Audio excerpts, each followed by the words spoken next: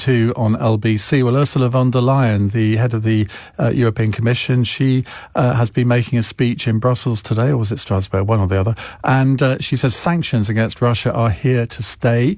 She is widening the Magnitsky measures that the EU have taken. So what does that mean for Russia? What does that mean for Vladimir Putin? Bill Browder joins us, anti-corruption campaigner, author of Freezing Order, A True Story of Money Laundering, Murder and Surviving Vladimir Putin's Wrath. If you want to know more about that, you can listen to our interview a couple of months ago. Bill, welcome again to the programme.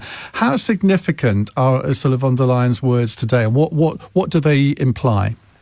They're very significant. So the EU has something called the Magnitsky Act, which we also have here, United States, Canada, and various other countries. And this is a piece of legislation named after my lawyer who was murdered in Moscow, named Sergei Magnitsky. And it applies visa bans and asset freezes on people who do all sorts of bad stuff like human rights abuse. So the EU had a Magnitsky Act, which was passed in 2020, but it was very narrow. It only focused on the actual torturers and murderers, which wasn't bad, but it didn't focus on corruption, on all the kleptocrats and high-level corrupt officials. And so the EU is kind of an outlier, because here in the UK and the United States and Canada and in Australia, the Magnitsky Act went after a much broader group of people.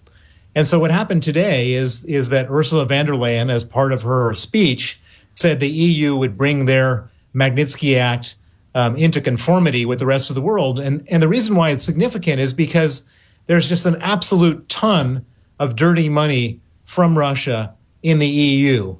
And up until now, it was kind of a loophole that these bad guys could keep their houses and their yachts and all this kind of stuff and wouldn't get caught in the Magnitsky Act. Now they will, and hopefully it'll be used against human rights violators and kleptocrats from Russia and a lot of other places for that matter. Are sanctions really working against Russia? Because you could argue that they're actually having a bad effect on us and other European countries. Are they really bringing the Russian economy down? Definitely. So, Putin puts on a brave face and he says, sanctions aren't causing me any trouble.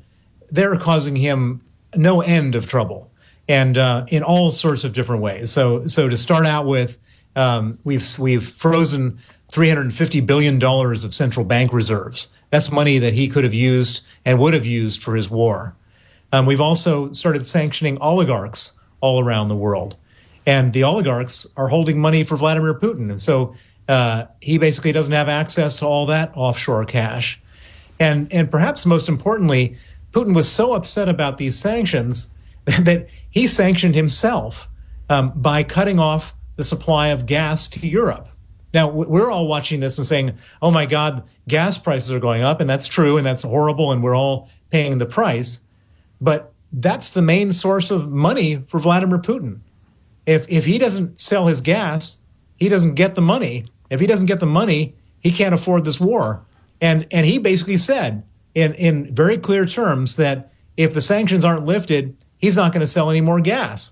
And so he's basically expressing how upset and desperate he is. This is his last move. He doesn't have any other major cards to play economically. How do you assess Putin's position now, with the Ukrainians seem to be taking back a lot of territory?